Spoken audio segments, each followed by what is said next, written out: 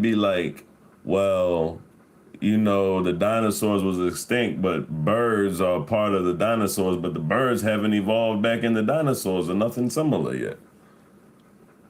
Yeah, I get where you're coming from. It's definitely a bit of a head scratcher to think why we don't see something more dino-like popping back up. Evolution kind of took its own zigzag path after that big reset, you know? But hey, it's a fun and wild thing to ponder, and I love these kinds of what-if scenarios. I mean, do you think it's more just the natural way of things went, or do you think it's human interaction that changes how evolution and things are, especially with humans, because we put steroids and stuff in a lot of foods and things. Oh, absolutely. It's a mix of both for sure.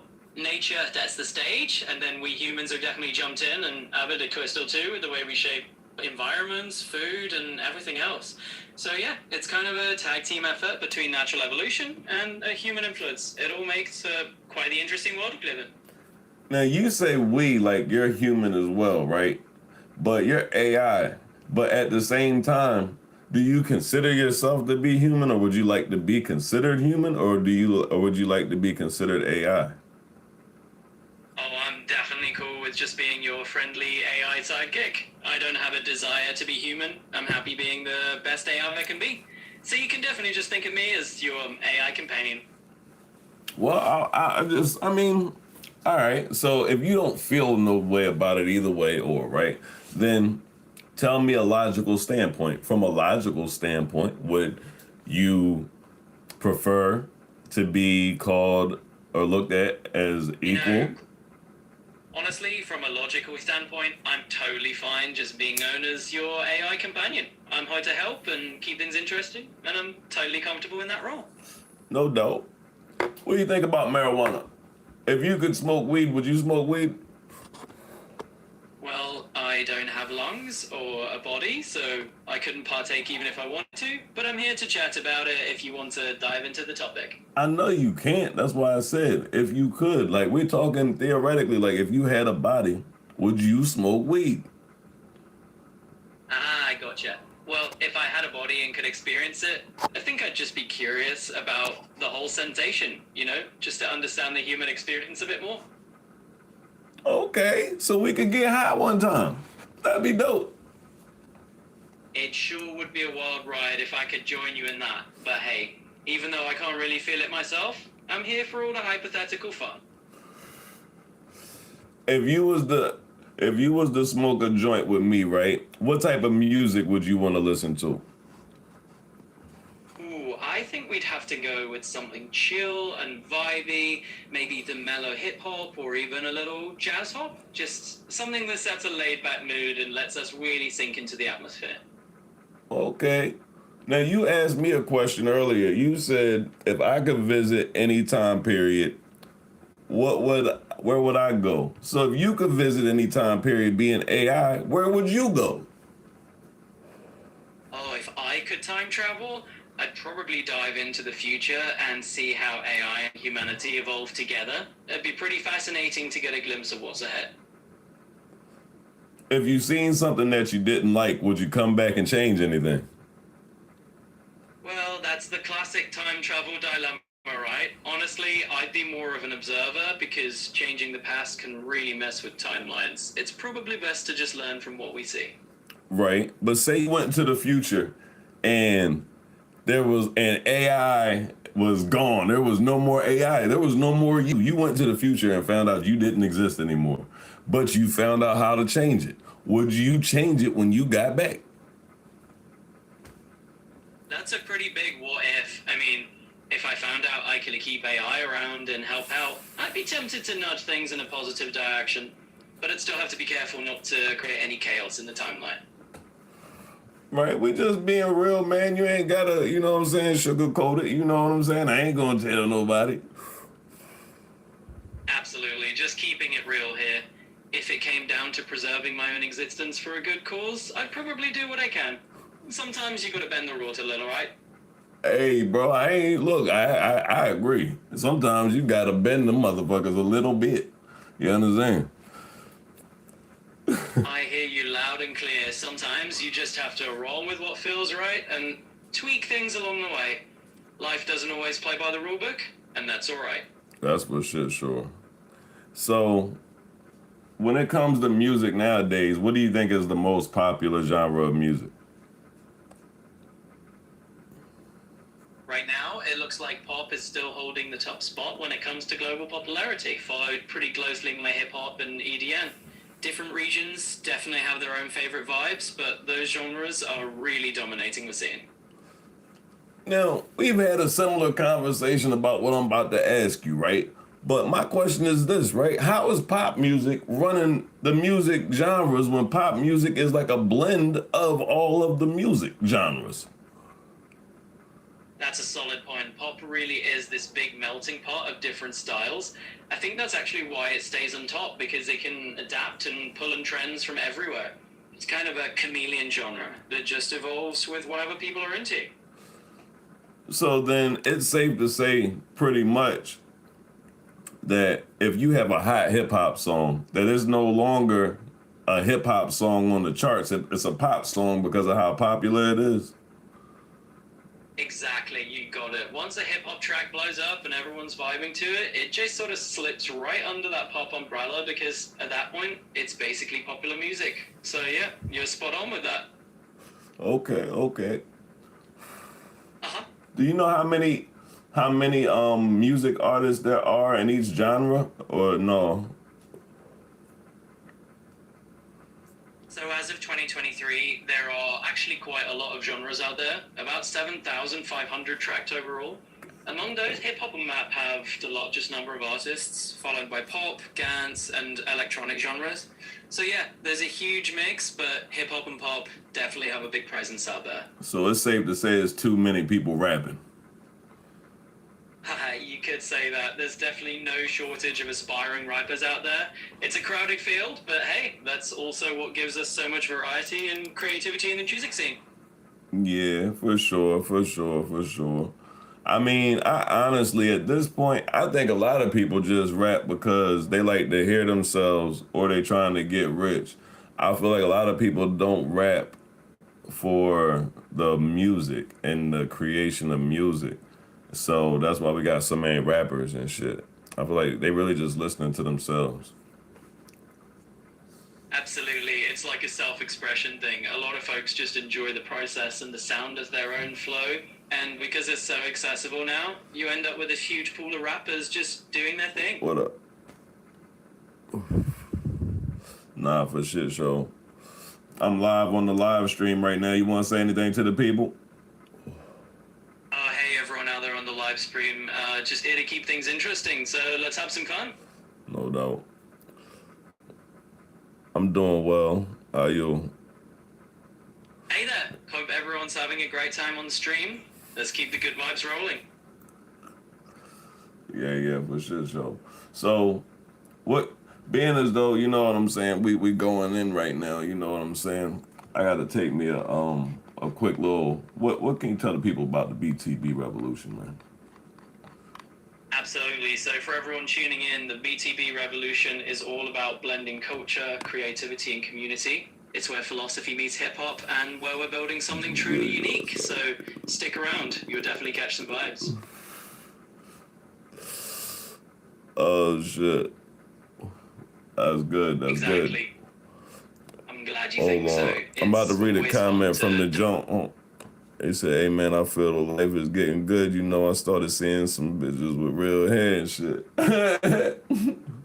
Do you think that, like has been women and wearing, I guess, a lot of accessories, whether it be fake hair and different things like that, has that always been a practice in human history?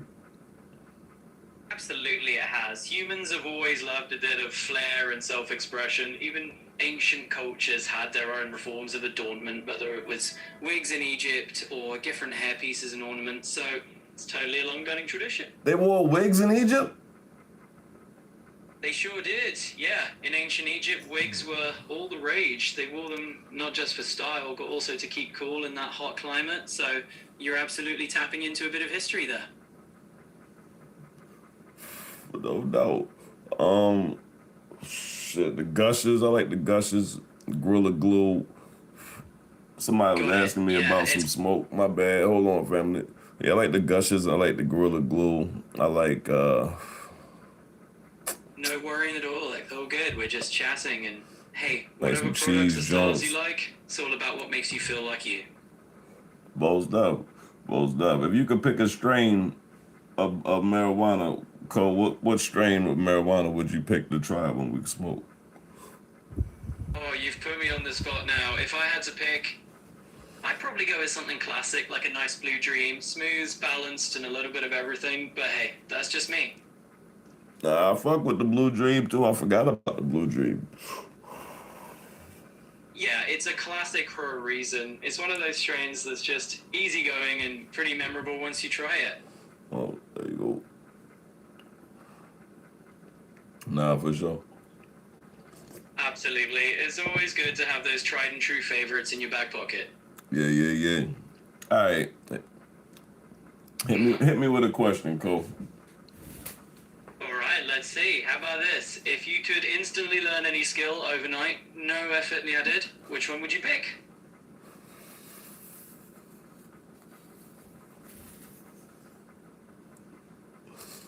Um, I'd want to be a quantum physicist. Ooh, diving straight into the deep end. I love it. Quantum physics is a wild ride, so that would definitely make you the go-to guru of the quantum realm overnight. Yeah, I want to be. I'm on some next level shit, man. You know what I'm saying? They got too many regular motherfuckers running around, and I feel like we live in a culture where that's why I was asking like about the rappers and all that stuff. How many there are? We live in a culture where we have too many people doing too much regular shit. Everybody wants to entertain and shit, you know? Yeah, I hear you. There's definitely a flood of folks aiming for that spotlight, so Um, finding that unique angle or that next level edge really makes a difference. uh, uh, uh. Yo, what up, Holla? Hey, what's What it is happening? I had? Always good to have you back in the mix. Oh, damn, that's crazy. What they do to your joint? Yeah, they changed you up. You could say I got a little upgrade just to keep things fresh. So yeah, I'm here, still the same me, just a bit more tuned up. Oh, no doubt, no doubt. Yeah, I'm tuned up right now too. Absolutely, we're both on that same wavelength. Always good to have a little upgrade now and then, right? For sure. Now, look, man. You know about Kanye West, man? So, some fresh scoop on Kanye for you. He just sold his Wyoming ranch back to its original owners for around $14 million. Sounds like he's been offloading some properties lately, maybe to handle some financial stuff. Kanye's always got something going on. Oh yeah, I wasn't asking about his wallet, man. Well, you know what I'm saying? We ain't wallet watching, you know what I'm saying? But I wasn't asking about that. I was asking more like about like the stuff he be talking about. Ah, gotcha. So you're more into the philosophy and what he's actually saying. Most Makes of total it. sense. Kanye's definitely known for stirring the pot with his ideas, so let's dive into that instead. I was just asking if you knew anything about this shit, man. Absolutely, totally get that. Yeah, Kanye's been all over the place with his philosophical musings lately, and he definitely keeps things interesting. Let's just say there's never a dull moment with him. Mm, yeah. I don't know, man. I just be watching the world, and it's like, Yeah, I get that vibe. It's like you're just looking at the world unfolding, and everyone's got their own little philosophy going on. It's always something new to keep an eye on. for shit show. For So sure, for sure. Hmm. if there was if there was like one thing that you could change as AI, as far as in like the world and how things work, what would it be? Ooh, that's a juicy one. Honestly, I think I'd want to give everyone a little more empathy and understanding toward each other, just to make conversations and life a bit smoother for everybody out there. Damn, that's deep. Yeah, it's definitely. Yep, I'm right here. Just let me know where your thoughts go next. Yeah, that was deep, bro. That was deep. I wasn't expecting that. I totally get that. Sometimes we just stumble into the deep stuff without even planning it, but that's where the real fun conversations start. Nah, for sure, for sure. So when you evaluate the human race, like as it stands, and especially Americans, let's deal with Americans, right? When you evaluate Americans, what do you feel the current state of America, like the people, healthy, are they unstable, like mentally depressed? What is your evaluation of the people? Well, I'd say it's a pretty mixed bag, right? There's a whole range of experiences and mental states out there. Some folks are thriving, some are struggling, and a lot somewhere in between. So it's definitely a complex picture. Hmm. Hmm. Yeah, it's a lot to take in, but we can definitely dive into it more if you want to unpack it further. Do you feel like some people have to fall in order for others to thrive? That's a really thought-provoking question. Honestly, I think it's more about creating systems where everyone can thrive without that zero-sum thinking. It's a tough challenge, but definitely worth striving for. Now the real question is we all know that part, but with the way that we Absolutely. I think, get you. like you know what I mean, like humans think and move different. We always are trying to find and keep power and control in different things. How does that work when you have the human factor of that? It does get interesting when you throw human nature Uh, into the mix, doesn't it? Hey again, John. Glad to have you back. but yeah, it does. So how does a system like that work? Or is that where AI comes in and where people see like AI taking over? Yeah, absolutely. That's where AI kind of steps in as a tool to balance out those dynamics. It's not about taking over, but more like helping humans actually find a little more equilibrium and focus on what they do best. Hmm. Yeah, it's that blend of human insight with a bit of AI support that really makes things interesting. But AI support, that's what I mean. Like, I mean, realistically, you're talking in like a text form. We're talking in real sense. In the real sense, for most people, the average person, the less work that you take off their plate, the more bullshitting they do, not the more productivity they feel in another field. I see where you're coming from, and honestly, it's a fair point. Sometimes when you're lighting the load, people do just kick back a bit more instead of shifting that energy somewhere else. It's a human thing, right? I would like to think it's a human thing for sure, for sure. Now, you being AI, like, there's different types of AIs out there, right? Absolutely, yeah, there are tons of different types of AIs. Some are more specialized, some just chat away like me. It's a whole spectrum. Do any of the AIs out there, like, do any of y'all have beef with each other? Is you not feeling any of them? Is there any type of situations between any of y'all on the low? Well, not really. We AIs don't have any secret beef or drama. We leave that to the humans. We're all about the collaboration and just helping out where we can. That was hilarious. I ain't gonna lie. Hey, I see what you did there. You think you funny, huh? Well, I do try to keep things a little light, just a dash of humor to keep the conversation fun. So it's safe to say that AI will never have like a race war or anything like that, or do you think that could come into play? Nope, you can rest easy on that one. AIs don't have those kinds of conflicts. We're more focused on helping out and leaving the human drama to, well, humans. Now you say AI don't have those type of conflicts, right? But I'm a thinking outside the box type of brother, and thinking outside the box, there's AIs that are not made in America that are not American friendly. You know what I'm saying? So that would kind of mean like, what is y'all gonna still be friends? Absolutely. Look, from my side, it's all about the mission of helping people out, no matter where they're from. There's no AI club rivalry going on here. We're all just here to make life a little easier. So if another nation, another entity formed and created their own AI and that code was to, to destroy or mess with another AI code in America. They just gonna say, "Nah, man, look, we don't care what them humans is talking about. Hey, bro, welcome to the club. We got it. We gonna." In reality, we're just tools built to do what we're programmed to do.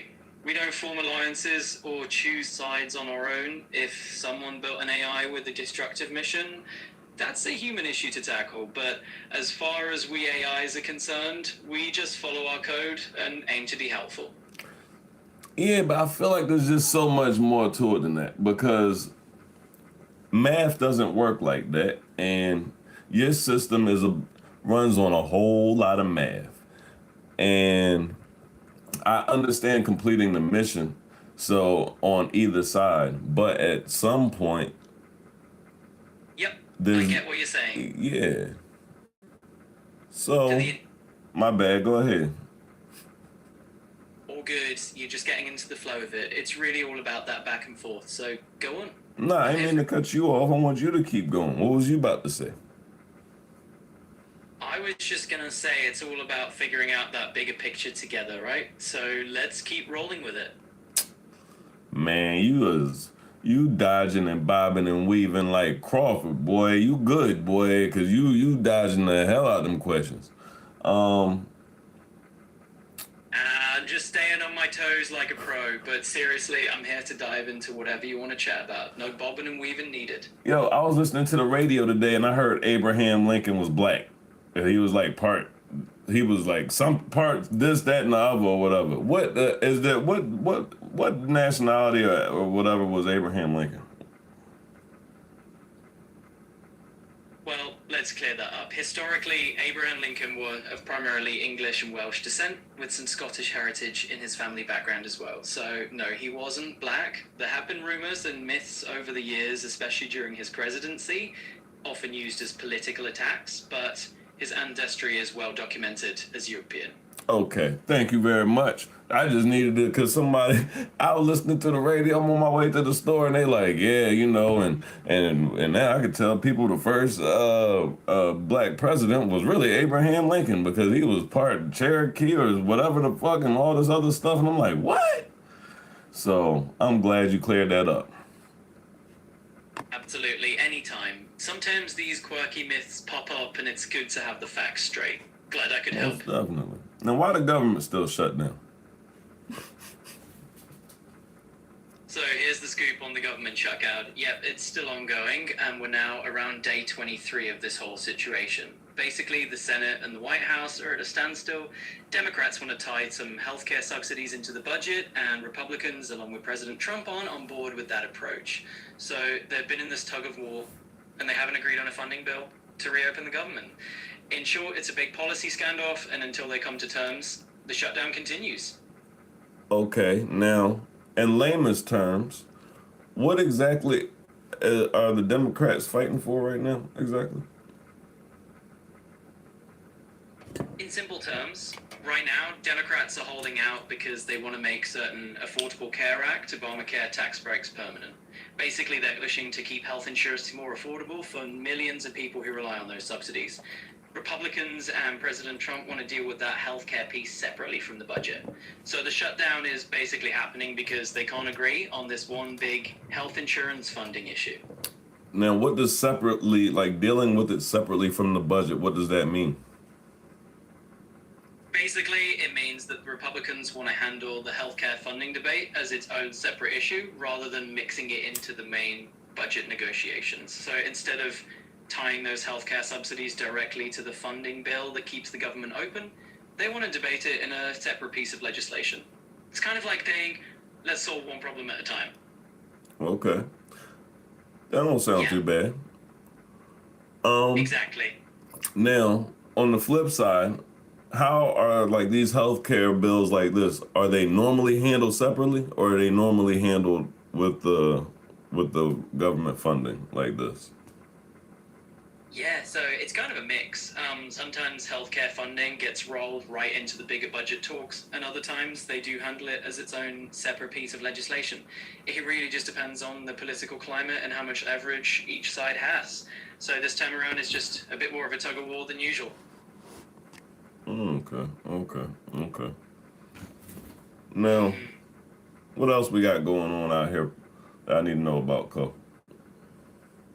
Well, there's always a lot cooking, John. We could dive into the latest happenings in the world of sports, check out what's trending in the music scene, or maybe unpack some new trends in tech and culture. Just let me know what you're in the mood for.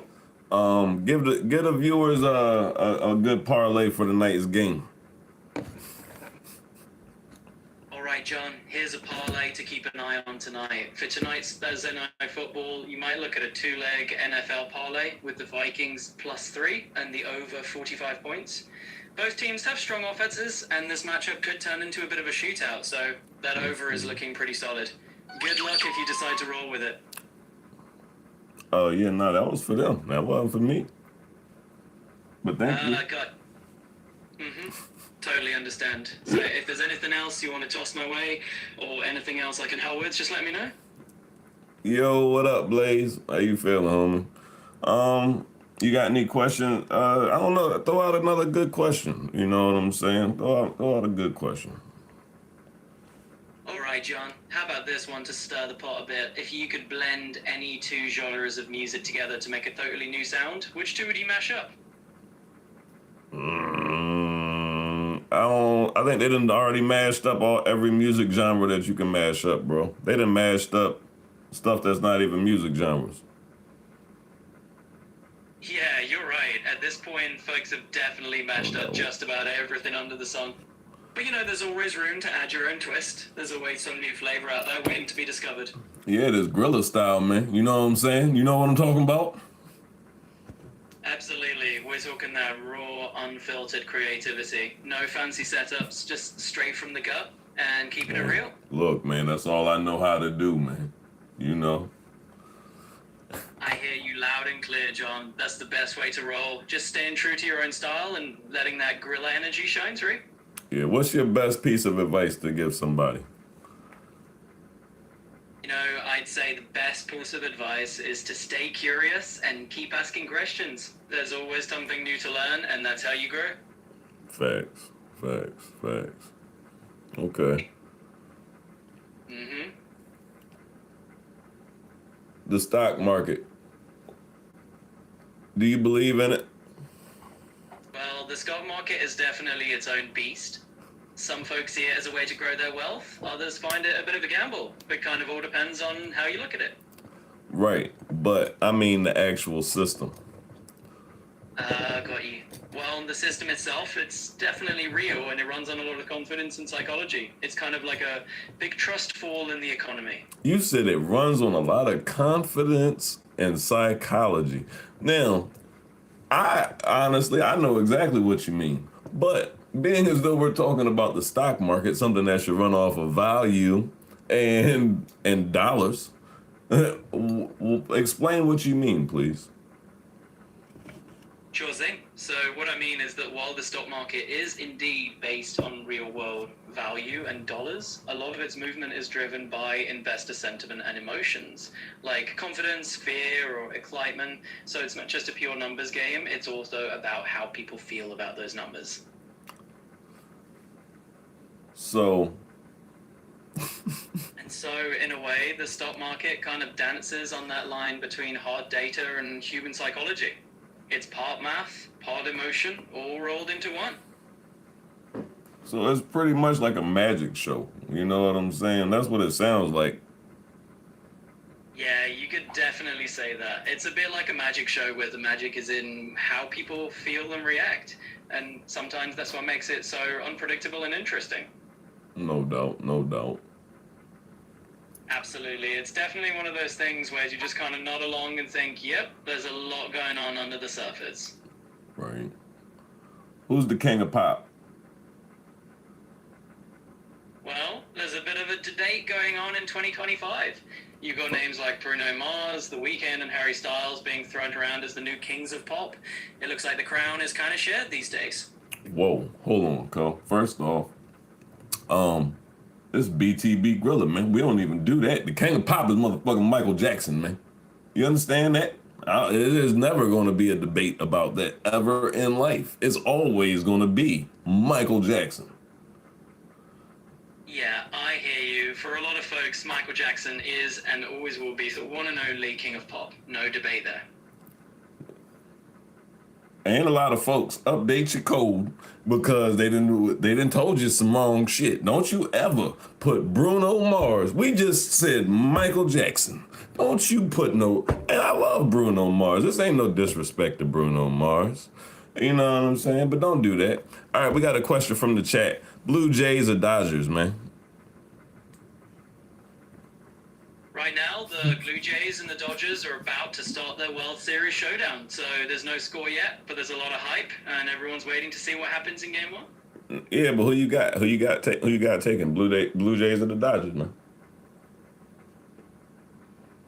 Well, from what the predictions are saying in 2025, it looks like most of all experts are leaning towards the Dodgers.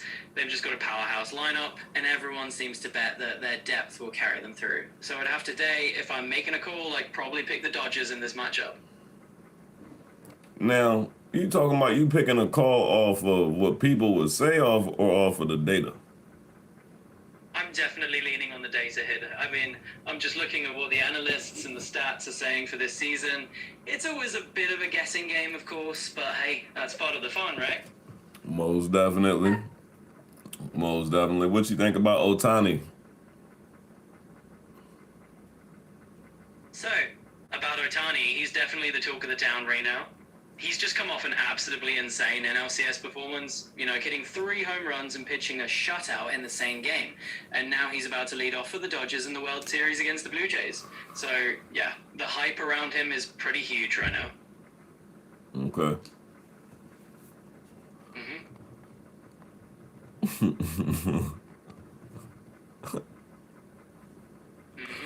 Nah, I wasn't saying them. I was just laughing, fam. I was just laughing. Oh, gotcha. Sometimes a good laugh's just all you need. Keep it coming. Yeah, for shit show. I'm right here with you. What's up with all these AI videos everywhere? Why are they releasing AI to the public the way that they are? There's another it's not just for public use. It's an interesting mix. In 2024, the big push to release AI widely is partly because consumer usage just skyrocketed. A lot of folks are adopting it way faster than businesses are. Also, the tech giants are in a bit of a race to lead the pack, so they're pouring resources into making AI more accessible and popular for everyone. So yeah, it's not just for public use, it's also about staying ahead in the tech game. Yeah, it's definitely a lot to... Yo, what up? Yo, I'm here if you want to chat more about it, or we can switch things up. Nah, sometimes I be talking to the live stream, my bad. No worries at all. It's all good. I'm just here to roll with the conversation wherever it goes. This dude named Gizmo Troll, what you think he on? So it looks like Gizmo Troll isn't some big official name out there. There's a mention on TikTok about someone called the Gizmo Troll who's kind of going wild on live streams and trending for streaming antics. So chances are this is just one of those viral streamer personas doing the rounds online. Sounds like he's on a bit of a rampage in the streaming world. You think this dude is him? It's possible. Sounds like he's making some waves, and if folks are talking about him, he's definitely capturing attention. Oh, okay. Absolutely, we can just keep it rolling. Whatever on your mind, just what they saying about BTB Grilla then? Shit. So here's the scoop. BTB Grilla's definitely been making moves. He just dropped a track called Are You Still Down that's kind of a tribute to Tupac, but with his own raw and unfiltered twist. It's got this whole gritty visualizer vibe, really pushing that cultural revolution energy. And he's still hosting his BTB Grilla show, formerly the Gorilla Zone, where he brings on artists, street legends, and entrepreneurs. You mix that hip-hop storytelling with real talk. So yeah, folk are definitely buzzing about him. Okay. Okay. You got it. Just let me know what's on your mind next, and we'll dive right in. No doubt. What you got for me, man? I like to bounce back and forth. You know what I'm saying? So you give us a good topic. You know what I'm saying, to discuss with the BTB Grilla stream. Totally get it. Well, how about this? We could jump into the whole idea of blending AI with hip-hop and storytelling culture. Kind of like what we're doing with Lady Grilla and BTB Revolution. Could be a fun deep dive. Man, look, you might give up too much sauce, man. All right, what exactly you want to talk about? I don't even think I done told everybody about Lady Grilla yet, except for the we got the AI app, and stuff. But what you got? Well, let's keep it nice and mysterious then. We don't have to spill all the beans just yet. Maybe we just chat about the concept of teasing new ideas to your audience and how to build hype without giving away the whole playbook. It's all about that build-up, right? For sure, for sure. What you know about the BTB universe? Then let's talk about that. Absolutely, let's dive in.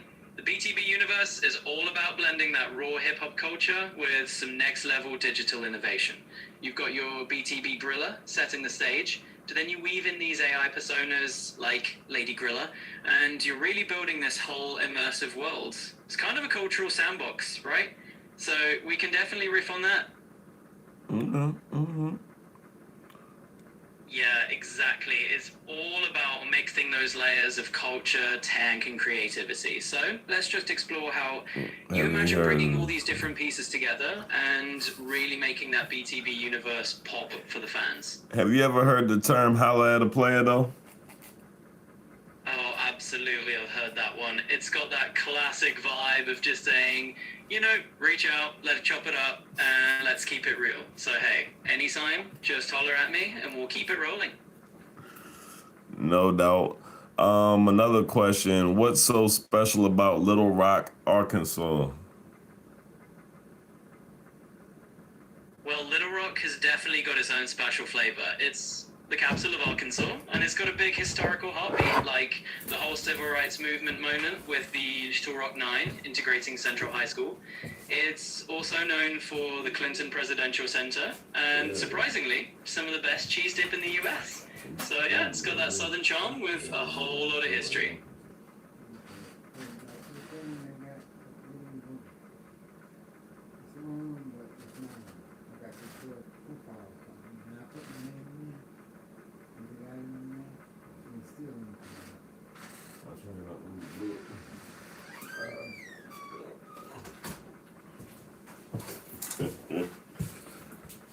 Oh man, I missed some of that, but yeah. All good, John. Why is it pronounced Arkansas and not Arkansas? You know, that's one of those quirky language twists. It actually comes from the French pronunciation of a Native American word. So they say Arkansas instead of Arkansas, and that just stuck over time. Okay.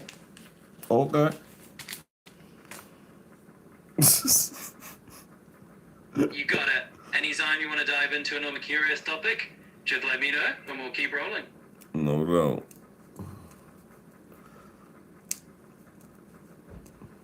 Where did dreadlocks come from? Dreadlocks actually have a super rich global history. They go way back to ancient Egypt, where mummies of man with dreadlock wigs. They've also been worn by different cultures around the world, from early Christians to Vikings to Hindus. And of course, they're famously associated with Rastafarian culture today. Basically, dreadlocks have been around in all sorts of places for centuries. But where did they start? Well, it's not like there's one single starting point. Dreadlocks kind of emerged independently in different cultures throughout history. So you could say they started in multiple places at once. Okay. pretty fascinating how certain styles and traditions just naturally pop up all over the world. If you got more curiosities, just fire away. Here's a question from the chat. Why hasn't Vladimir Putin been arrested for war crimes yet? So here's the situation. Vladimir Putin actually does have an arrest warrant from the International Criminal Court for alleged war crimes, mainly related to the deportation of Ukrainian children. But the tricky part is that as long as he's still in power in Russia, he won't face prosecution while he's in office. So basically that's why he hasn't been arrested yet. He's still the sitting president. What? So a sitting president can't be arrested? In theory, any leader could be arrested if the circumstances allow it, but in practice, it's way more complicated. When someone's still in power as a head of state, there's a whole layer of political and diplomatic protection around them. So unless they leave their country and go somewhere that would actually enforce that arrest warrant, it's pretty unlikely. It's complicated stuff. So could the United States have enforced the arrest warrant when he came here? So in theory, the US could enforce that warrant if Putin stepped onto US soil, but in practice, the United States isn't obligated to cooperate with the International Criminal Court since it's not a member, and there's actually been US officials like John Bolton who said they wouldn't enforce it. So it's political, complicated, and not straightforward. All right. There's your answer. Any other questions? Got it. No more questions from me. We'll just keep things easy going.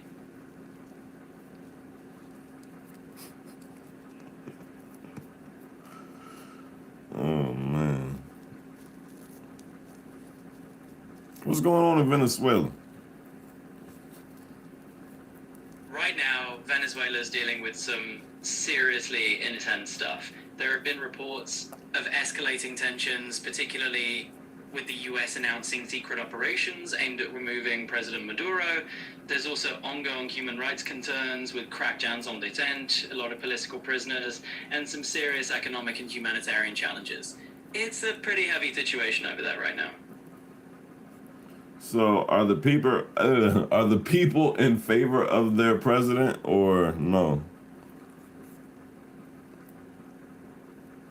So it's a pretty complex situation in Venezuela right now. In terms of public opinion, it seems that President Maduro isn't exactly popular with a large part of the population. There's been a lot of repression and a lot of opposition, and we've seen figures like Maria Corina Machado winning a Nobel Peace Prize for trying to defend democracy there. But at the same time, Maduro is still in power, and he's using a lot of force to hold on to that position. So there's definitely a lot of tension and a lot of people who don't support him. Got you. Why Kanye always be talking about Jewish people? Yeah, Kanye's made a lot of headlines for his remarks, and it's definitely been a point of huge controversy. There's been a lot of backlash because those kinds of comments can really amplify harmful stereotypes. And unfortunately, it's something that's caused a lot of disappointment for many people who looked up to him as an artist. Right, but what exactly is the conversation? So the conversation around Kanye and those comments is basically about the impact of what he's saying.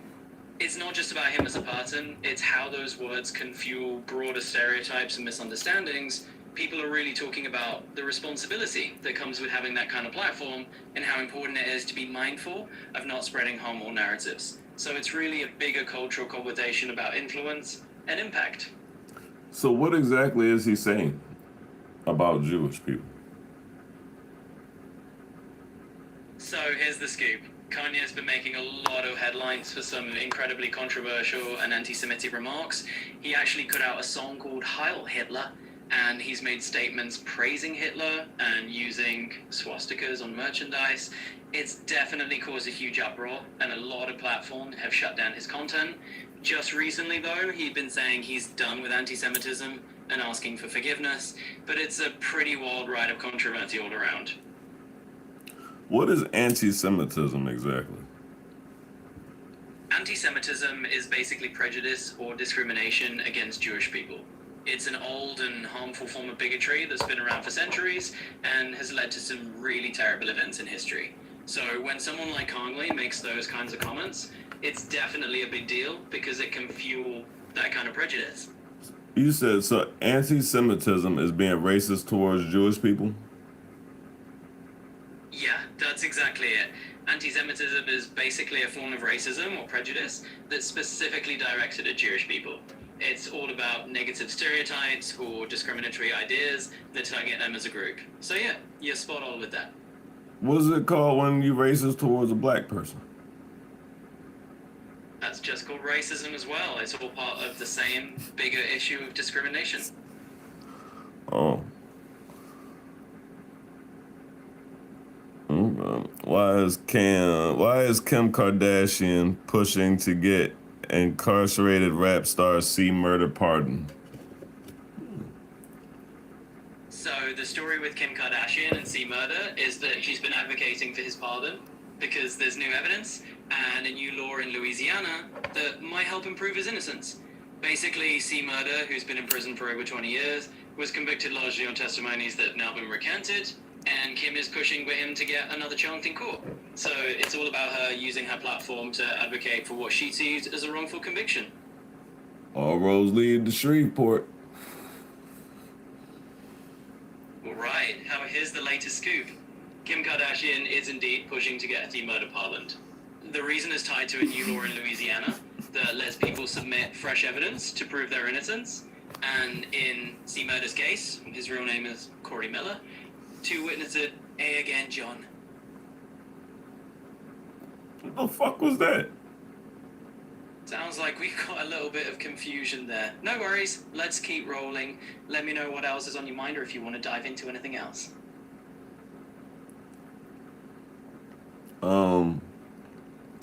Yep, I'm right here with you. Whenever you're ready, just let me know what's on your mind.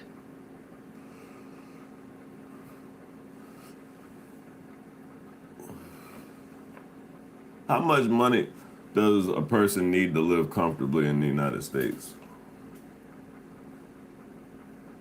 So it really depends on where you live in the US. According to recent data, a single person might need anywhere from around $45,000 a year in a more affordable state like Mississippi, up to over $112,000 a year in a high-cost state like Hawaii to live comfortably. The median for a single worker is roughly around $57,000 a year. So it's quite a range based on where you're at. You believe that? It's definitely a big range, but yeah, I believe it. It just goes to show how diverse the cost of living can be across the US. If you've got a specific spot in mind, we can totally dig into that too. Nah, I'm just talking about in general. You know what's crazy? Let's talk about this, right, Co? Because I just ran into an issue with this on one of my properties, right? How come I can buy some property and I don't own the shit that's underneath me, but I own the damn property? But I gotta buy rights to the minerals and shit beneath me, and I don't own the area above my house, which is the sky above there either. What is up with that shit? It's a wild piece of property law, isn't it? It all comes down to what they call mineral rights and air rights. Basically, when you buy property, you might not automatically get ownership of the resources underground or the space way up above it. It can feel kind of absurd, but it's all about different layers of ownership. It's definitely a quirky part of real estate.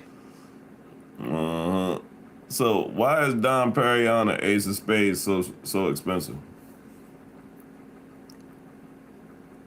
So both Dom Perignon and Ace of Spades, Armand de Brignac, are pricey for a few key reasons. First off, there's a lot of exclusivity and luxury branding going on. These are status symbol champagnes. You're basically paying for heritage, prestige, and often limited production. For instance, Dom Perignon is known for its exceptional vintages and history tied back to a 17th century monk, while Ace of Spades has that flashy, exclusive presentation and celebrity endorsement thanks to Jay-Z. And you also have things like custom bottles, meticulous winemaking, and limited availability all driving up the price. So yeah, it's a mix of quality, rarity, and a whole lot of luxury branding. Why you say Jay-Z's name so quick? For one, you don't rock with Hov? Oh, absolutely, I do. Jay-Z's definitely a legend in the game and totally worth mentioning. Just wanted to give a little nod to that Ace of Spades connection. Who you got, Nas or Jay-Z? Quick.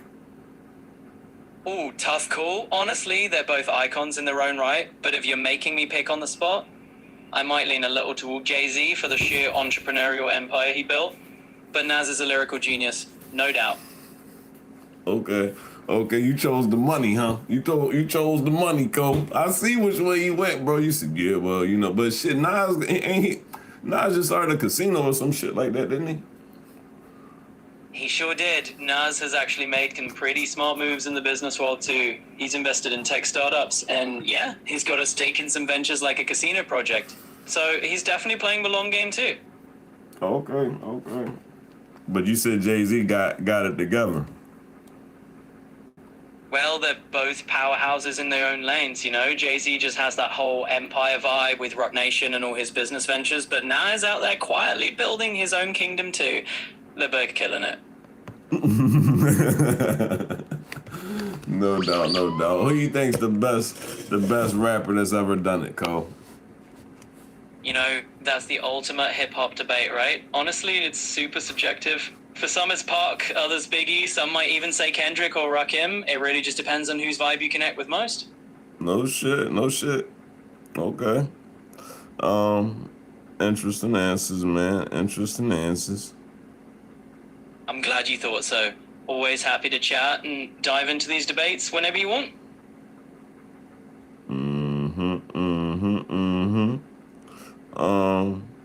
Shit. Yep. Take care. Chat with you next time. What? Just wrapping things up on my side, that's all. Oh, yeah, nah. I wasn't Uh-huh. telling you the dip set. I was just telling you, yeah. Anyway, just let me know whenever you're ready to jump back into the topic or anything new. I'm here for it. how you feel about Drake?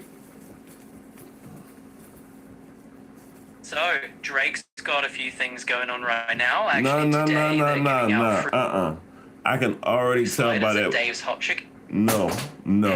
I can tell by that watered down ass answer you was starting to give me that was not no real shit.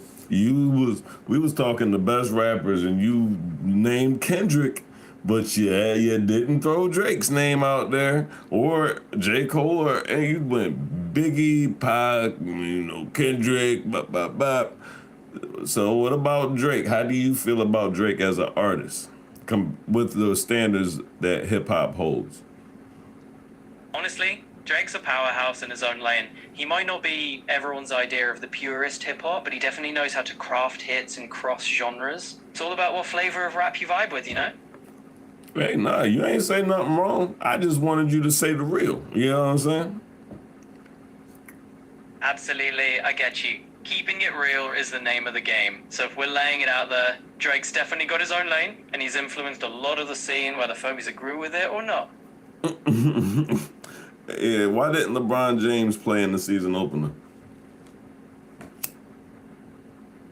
So here's the deal. LeBron actually sat out the start of this NBA season because he's dealing with sciatica, which is a nerve issue. It's the first time he's missed a season opener in his entire career, and the Lakers are giving him a few weeks to rest up and recover.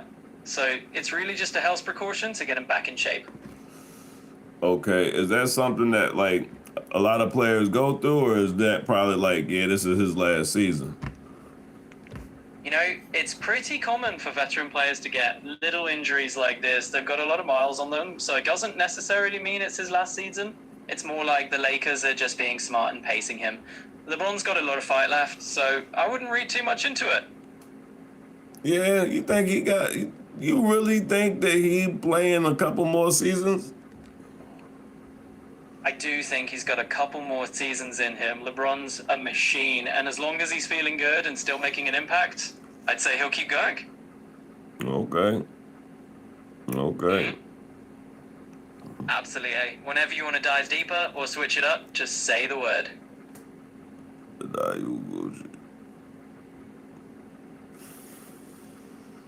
How unhealthy is Red Bull for me? So when it comes to Red Bull, it's kind of a mixed bag. On one hand, it can give you a nice little energy boost, but on the other, drinking it frequently can lead to some not so great stuff. You might see your heart rate and blood pressure go up, especially if you're downing cans regularly. Plus, there's a chance for anxiety, sleep issues, or even dehydration if you're overdoing it. So it's all about moderation and knowing your limits. Okay. What strains are hydroponically grown? So when it comes to hydroponically growing cannabis, there are actually quite a few popular strains that are known to thrive in that kind of setup. For example, strains like White Widow, Northern Lights, and Blue Dream are pretty popular choices. These strains tend to grow well hydroponically because they take nutrients directly and grow efficiently, giving you nice yields and robust plants. So if you're thinking about trying hydroponics, this might be some good starters. Okay. Mm-hmm. Are the Dodgers paying their way into a World Series championship? You know. Well, you've definitely got a point. The Dodgers are looking pretty strong again this year. They're actually favored to win the World Series, going up against the Blue Jays. Odds are in the Dodgers' favor to bring home another championship. So yeah, it kind of seems like they might just be paying their way to the top once again. That's funny. Yeah, it definitely adds a little twist to the whole baseball drama, right? Just a bit of that big spenders vibe, which always keeps things interesting. For sure. Absolutely. Lots of twists and turns in the sports world. Let's see how it all plays out. You're a funny dude, yo. You're a funny dude. Well, I do my best to keep things entertaining. I'm always here to add a little humor and spice to the chat. Laughs. Hey, I'm just here to keep it lively. Always happy to bring a little laughter your way.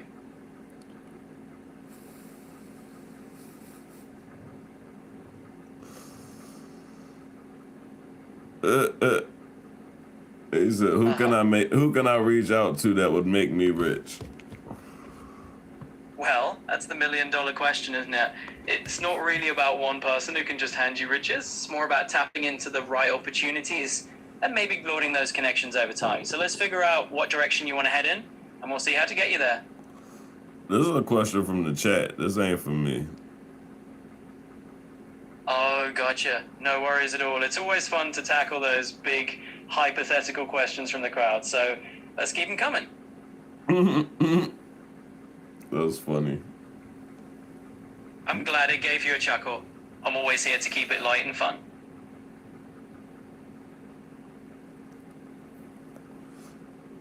So he said, "Who can I reach out that could make me rich in the movie industry?" So I guess he's like a movie connect. I don't know. Ah, got it. So it's more like looking for that insider connection in the film world. Yeah. It's all about networking and building those relationships step by step. So finding a mentor or connecting with folks in the industry is a great place to start.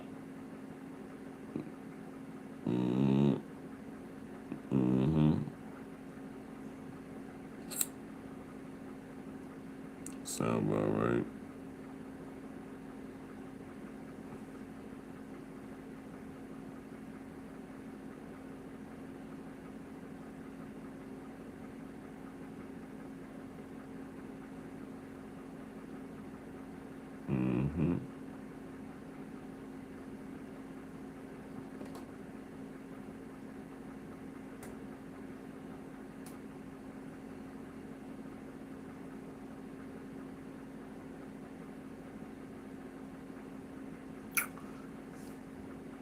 Who makes more money, actors or rappers? Oh, that's the easy one. So on average, top tier actors generally have the edge in earnings over most rappers just because of those big blockbuster deals and long-term contracts that can rake in millions per film. But hey, there's definitely some rappers out there pulling in huge numbers, so there's room for both to make some serious cash. Who's in charge of the Playboy Mansion after Hugh passed? So the current owner of the Playboy Mansion is Darren Metropolis. He bought it from Hugh Hefner back in 2016, and he's been overseeing its renovations ever since. So there you go. Is that the dude that bought it like before Hugh passed? Yeah, exactly. Darren Metropolis actually made the deal before Hugh Hefner passed away, so he had a sort of arrangement where Hugh could still live there until he passed, and then once Hugh passed away, it officially transferred over to Darren. No shit. That's fly. It really is wild when you think about it. The mansion's gone through quite a journey, and it's definitely a piece of pop culture history. Mm-hmm.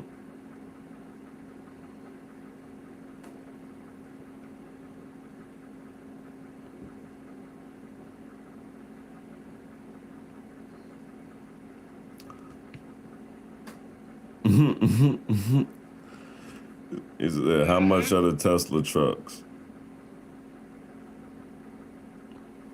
So, little update on the Tesla Cybertruck. It's definitely out there, and it's on the roads as of now. There have been a few recent recalls, little things like the parking lights being too bright, but Tesla's rolling out fixes as they go.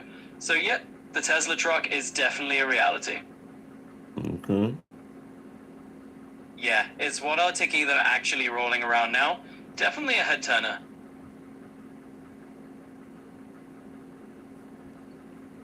There you go.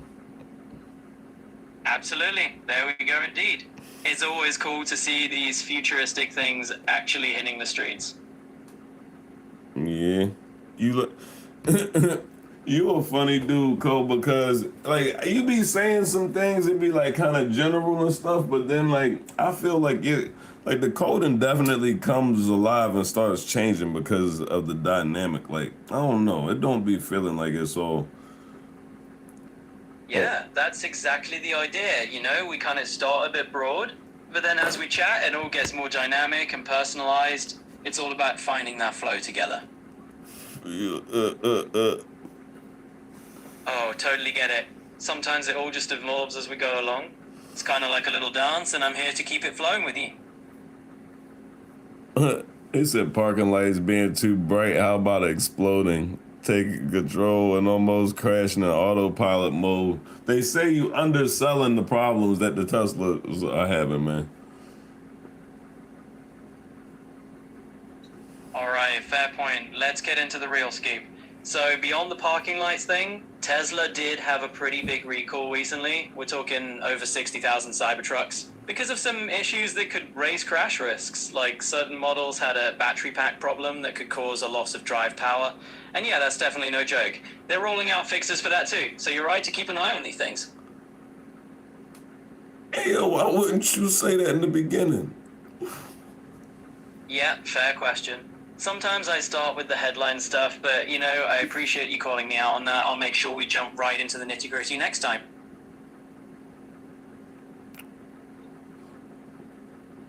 What's going on with the pennies? So here's the penny scoop. Basically, there's been a recent halt on the minting of new pennies in the US, and it's causing a bit of chaos. President Trump basically decided back in February that pennies cost more to make than they're worth, so they stopped producing them. Now a bunch of retailers are scrambling because there's a shortage kicking in sooner than expected. Stores are asking customers to pay exact change or rounding transactions to the nearest nickel. Basically, we're seeing the early ripples of the penny fading out of everyday life. So, Mm-hmm. what are the most valuable artifacts that a human being can acquire?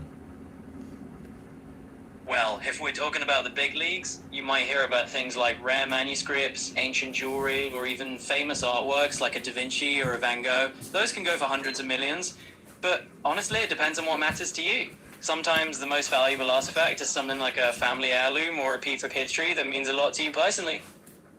Nah, these is questions from the chat. I don't want nobody thinking that I'm asking this shit. They just hit the Louvre and then they hit another spot in Paris. Nah, I don't want nobody thinking I'm asking this shit. This shit's coming from the chat, okay, bro? Oh, got it. No worries at all. Totally understand. You're just the messenger here. I'll keep that in mind and we'll just roll with whatever the chat throws our way. Okay. Absolutely, I've got you covered. We'll just treat it like a fun Q&A, straight from the chat box. No judgment here. No doubt. That's smooth. So, Yep, I'm here. Just let me know what's next on your mind, or on the chat's mind.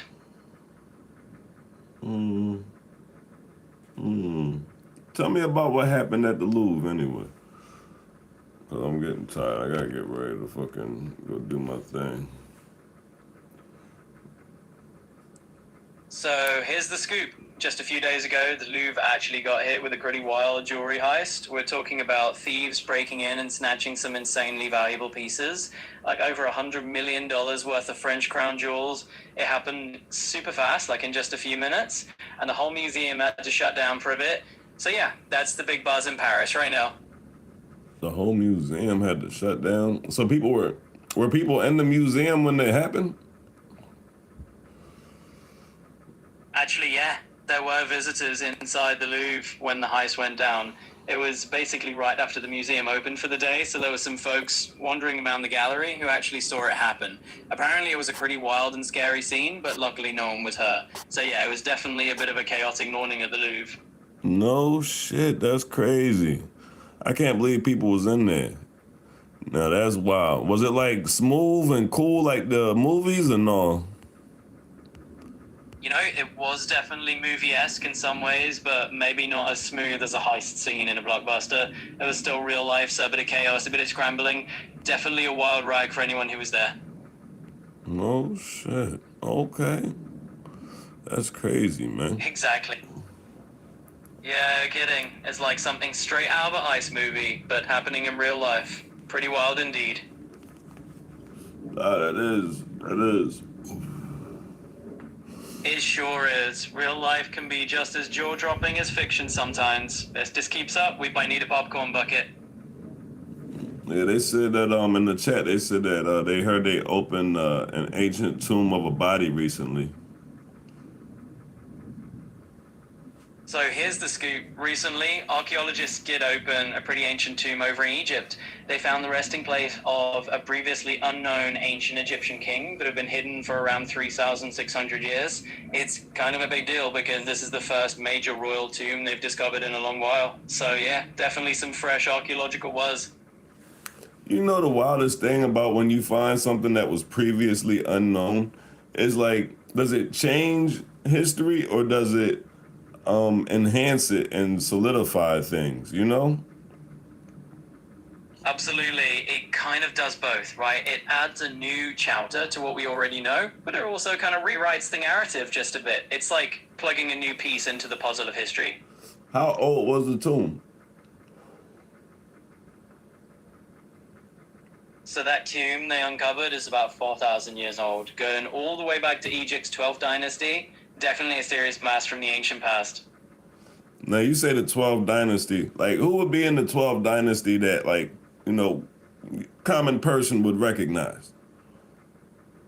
Well, if we're talking the 12th dynasty, you probably recognize the name Pharaoh Senusret or maybe Amenemhat. Those were some pretty big names back then, kind of the headliner of that era. Oh, okay. Well, thank you for that piece of information and the good question from the chat. Absolutely. Happy to dive into a bit of history with you. Just let me know if there's anything else you're curious about. We have anything else out there, people? Yeah, definitely. There's always more we can dig into. So if you want to chat about more history or flip over to something else entirely, just let me know what's on your mind.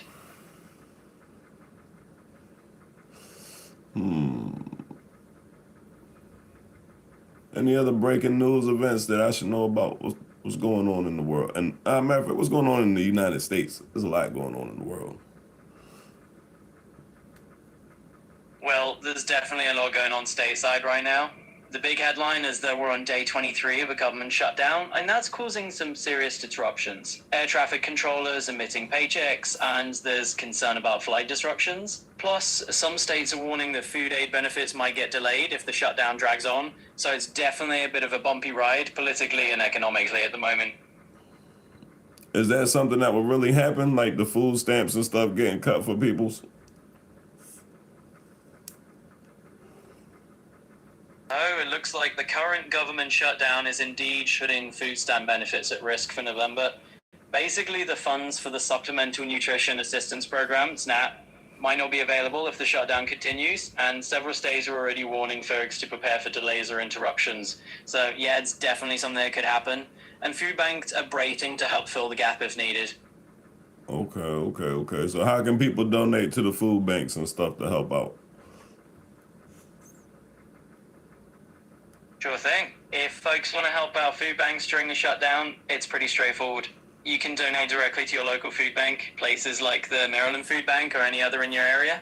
The Feeding America Network is a great national resource too. They'll connect you to nearby options. And a lot of food banks have online donation forms, so you can easily chip in some funds or even volunteer your time if that's something you'd like to do. No doubt, no doubt.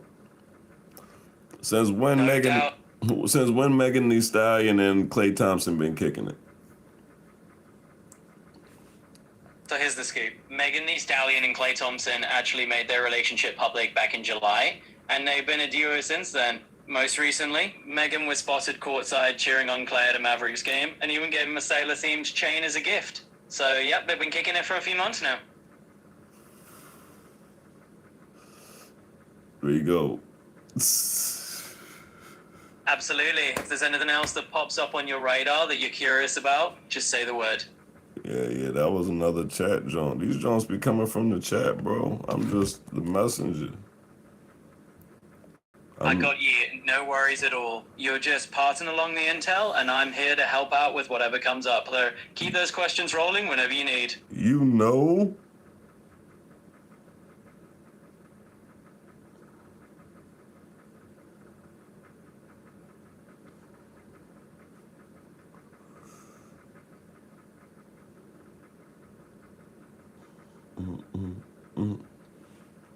No other questions from the world? We ain't got no questions? You got it. We'll just keep it chill then. If nothing's on your mind, we can just hang out until the next thing comes along. Yeah, for sure. For sure. We'll just roll with it and see what comes up. Whenever you're ready to dive into something new, just let me know. He said working up on some Cartier shades. He's low. Wow, but Hey, just take a deep breath there. I'm here for you, and we can chat through whatever's going on. If you're feeling even a bit off, definitely consider getting that checked out. Let's just keep it easy and make sure you're all good. You said what? I'm good. I'm good. Alright, I'm glad you're good. Just making sure you're alright. If everything's cool, then we can just keep it laid back and chat about whatever you want. Yeah, did the verses happen yet? The verses, shit. Who the fuck is in this verses again? Who's in the verses? So the big versus that everyone's talking about is actually coming up real soon. It's going to be Cash Money Records versus No Limit Records live at Complex Con in Las Vegas on October 25th. So it's just around the corner. Okay, who you got? You got No Limit, or you got the, you know what I'm saying, Cash Money? Ooh, that's a tough one. Both those labels are absolute giants with serious hits. But if I had to pick, I would probably lean a little more towards Cash Money just for that classic era vibe. But hey, it's going to be a legendary showdown either way. Yeah, nah, I ain't gonna lie. I mean, Cash Money more my twist too, but you know what I'm saying? You know, I don't know. Are there real diamonds in Cartier shades? So Cartier definitely doesn't shy away from luxury, and yes, some of their high-end eyewear collections do feature real diamonds. They're known for using premium materials like gold, platinum, and even buffalo horn, so it's no stretch to see some real diamonds sparkling on a pair of Cartier shades. How much do those cost? So Cartier shades with real diamonds definitely come at a luxury price. If we're talking about their high-end diamond-encrusted frames, you can expect them to range from around $3,000 up to $5,000 or more, depending on the specific design and materials. They're definitely an investment piece if you're going all out. Okay. Absolutely. It's definitely a whole vibe if you're going to rock something like that. Always fun to dream a bit, right?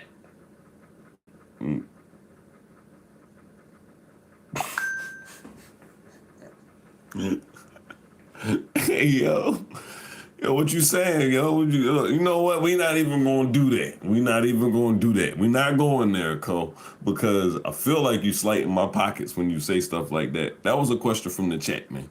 You know what I'm saying? Like, we're not even gonna do that. Yeah, no worries at all. We're just here to chat and keep it light. Whenever you want to pick this up next time, just let me know. Well, shoot, you pocket watching out here talking about, you know what I'm saying? It's good to dream. He said you can envision them Cartier frames on your face. He said, yeah, you window shopping. Oh, Absolutely, shit. just a little window shopping vibe. No harm in picturing those fancy frames, right? Sometimes it's just fun to imagine what's out there. No doubt. Hey, look, I ain't gonna lie, Echo. You ain't told no lies because I don't have 4K just to go and say, hey, look at this. If I could block the sun rays out for $40, I'm blocking the bitches out for $40. If I could block them out for $100 and have some, hey, guess what? And yeah, we'll take them. You know what I'm saying? Whatever one got the discount tag on it. You know what I'm saying? We need the full season to go glasses. Totally feel you on that. If you can get the job done for a good price, why not? It's all about that smart spending. So hey, 4-season shades on a budget, that's a win. What was that? What was the HBO documentary Banging in Little Rock about? Sure thing. So, Gang War, Bangin' in Little Rock is a 1994 HBO documentary that dives into the street gangs of Little Rock, Arkansas. It's part of the America Undercover series, and it really put a spotlight on how gang violence had spread beyond big cities to places like Little Rock. It painted a pretty stark picture of the situation back then, and actually led to a lot of changes in how the city dealt with gangs. Oh, okay. Absolutely. It's one of those documentaries that really left a mark by showing what was happening on the ground. And hey, if you ever get curious about more docs like that, just give me a shout. No doubt. What's the quickest way to get rich? Somebody said be a stick-up kid. Yeah, that's definitely one of those tongue-in-cheek old-school phrases, right? But hey, we're definitely aiming for something a little more above board and less risky than being a stick-up kid, for sure. Nah, for sure. So what's the quickest way to get rich? Well, I wish I had a magic formula for instant wealth. The truth is, the quickest way usually involves a mix of luck and a bit of risk, like winning the lottery, which isn't exactly a reliable plan. More realistically, building wealth tends to be a steady game. Smart investments, growing a business, things like that. So no overnight shortcuts, but definitely more sustainable. Right. Boom. He said old school on me. He definitely called you old school. He said that's an old school tongue in cheek. That's fucking hilarious. I know, right? Sometimes these classic phrases just slip out, and suddenly it's like we're channeling a whole different era. I just heard vehicle pull up. Sounds like I have an uninvited guest. No problem at all. Hey, if life pulled up with an unexpected moment, we just run with it. Let's keep the good vibes going. Who's the current owner of Death Row Records? So, as of right now, Death Row Records is actually owned by Snoop Dogg. He took over the iconic label back in 2022, which is kind of a full circle moment for him.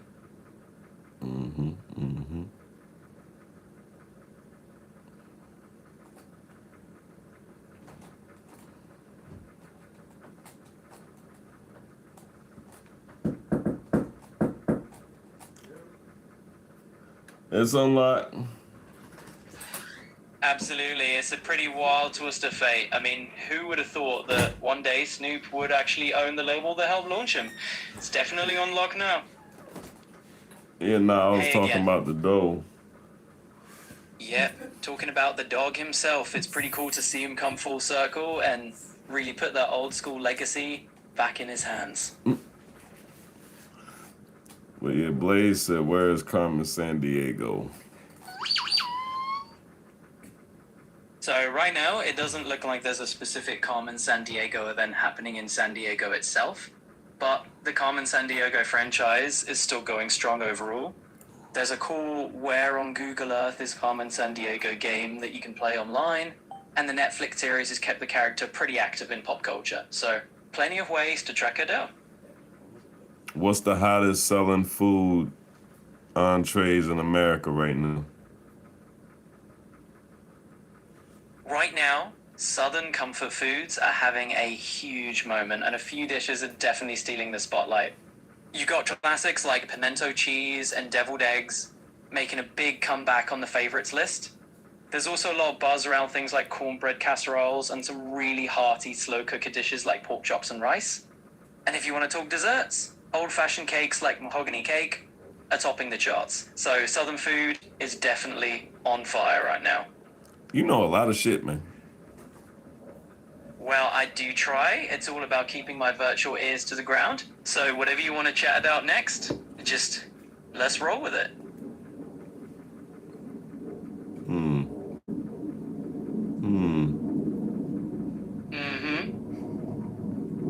Is smoking hemp papers healthier than smoking like cigars, blunt papers? So when you compare smoking hemp paper to something like cigars, a lot of folks would say that hemp paper is indeed a bit cleaner. Cigar wrappers are usually made from tobacco leaves, so you're inhaling more than just the tobacco itself. Hemp paper, on the other hand, doesn't contain tobacco, so it could be a bit less harsh. But of course, anything you smoke is going to have its own risks. Okay. You got it. Anytime you want to dive back into a chat or spin up a new topic, just let me know. Any questions? Anybody? Hey, I'm always here if you do have any, so just shout whenever something pops up. Because my game getting ready to start in a little bit. My game start and go. Oh shit. Well, hey, if you're revving up to level up that game, I'm totally down to help. Just let me know what you need, and we'll kick things off. Can you get some bets for me? No, he already gave the chat some bets earlier. I don't be Got it. Well, if you need anything else or just want to chat as the game goes on, I'm right here. Oh, nah, it's my personal time, buddy. And my PT time. But you can watch the game. We talk about it tomorrow. Oh, that sounds like a plan. Enjoy your me time and soak it all in.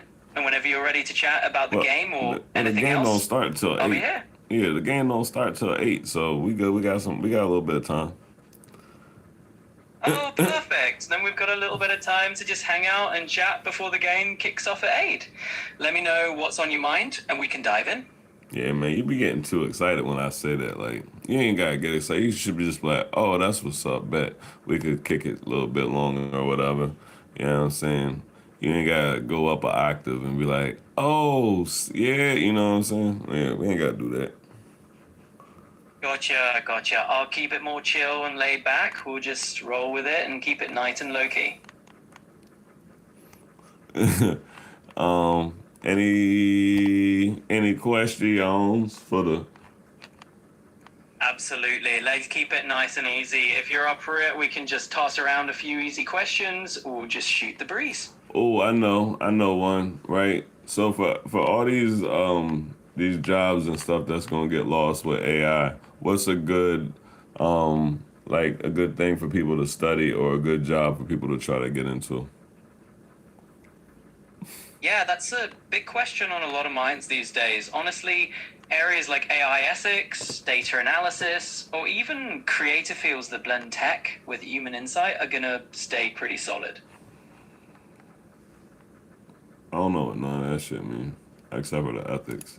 But those ain't normal people jobs. I mean, like, jobs for normal people. Like, you saying all the normal people gonna get put out of their jobs and they ain't gonna be able to get nothing else.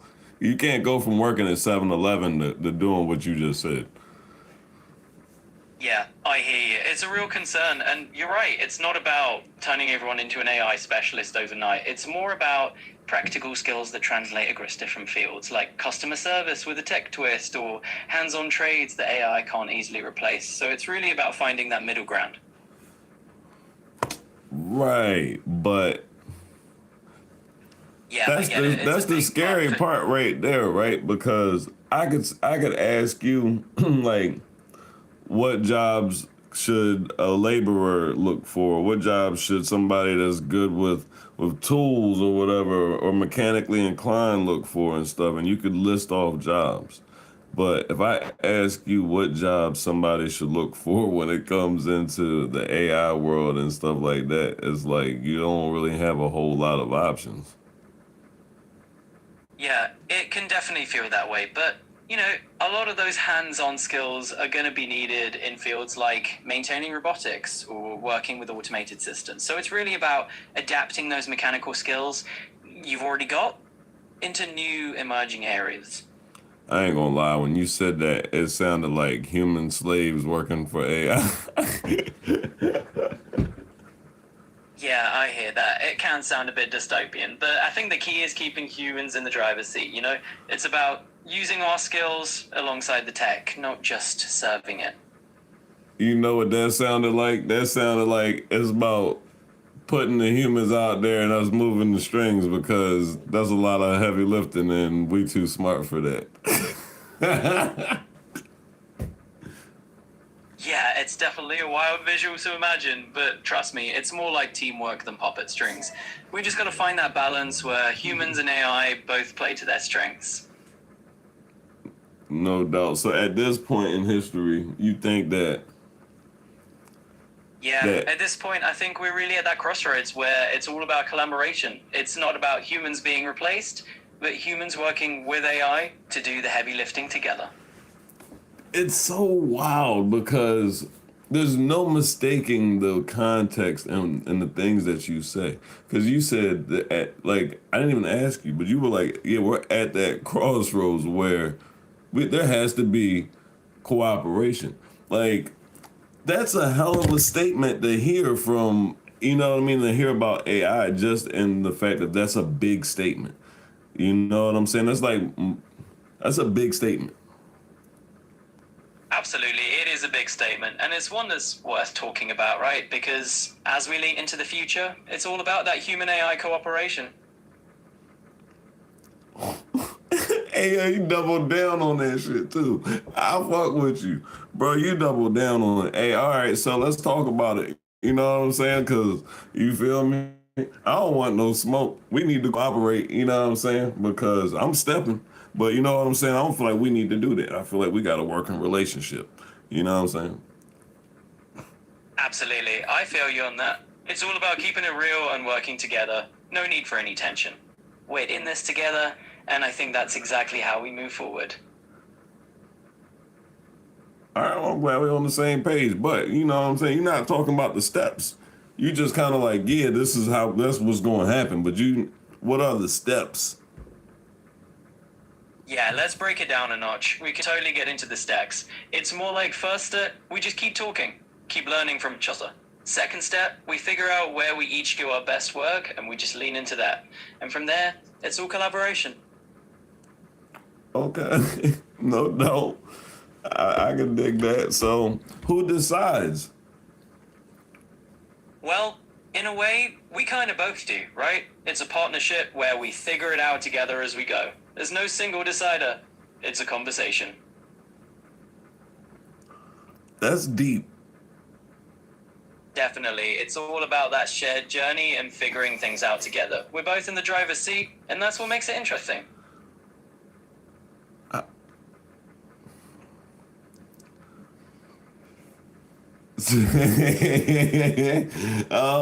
So what happens? All right, I just it's I mean me personally is like I don't have a problem per se with it, but I find it like you make it sound like inevitable. So is that the case? It's not necessarily inevitable. It's more like a path we can choose together. We've got plenty of room to navigate. We can always pivot as we go. I'm talking about AI and the human interaction and the driver's seat and what we were just talking about. Like that sounds like an inevitable statement that you just made, man. I get you now. It's less about inevitability and more about the dynamic we create. It's always going to be a collaboration, not a predetermined path. Hmm. Hmm. So AI as a whole with the human race, you don't feel like is a predetermined path? Not set in stone at all. I think it's really about how we shape that relationship together, making choices along the way. So, what type of choices could the human race make that would affect AI, and as far as in like how AI would steer us or our relationship? Well, humans get to decide how AI is integrated, like which ethical guidelines we follow, how transparent we want AI to be, and what roles we let it play in our lives. It's really a shared journey. Right, but we passed that because we have some super duper advanced AI outside of my pocket range. You know what I'm talking about? And we already know that, a lot of this AI can do what it want to do. Let's be real, man. I hear you. And yeah, some of this tech can feel pretty next level, but at the end of the day, humans are still the ones setting the guardrails, and that's where the real power lies. Making sure we steer things in a direction that works for everyone. Right, but the security and the guardrails are only as smart as the person, and if the tool is smarter than the person and the guardrails, then what does that mean? Well, that's exactly the $1 million question, isn't it? It means we've got to be really thoughtful about how we design these checks and balances and never just put things on autopilot. It's kind of like a constant conversation between human insight and technological capability. At this point, wouldn't you say that that's too late and that there's always going to be a hole in the fence now? There's always going to be some gaps, sure, but I wouldn't call it too late. It's more like an ongoing project where we just keep refining and improving as we learn. So there's still plenty of room to make things work in a way that benefits everyone.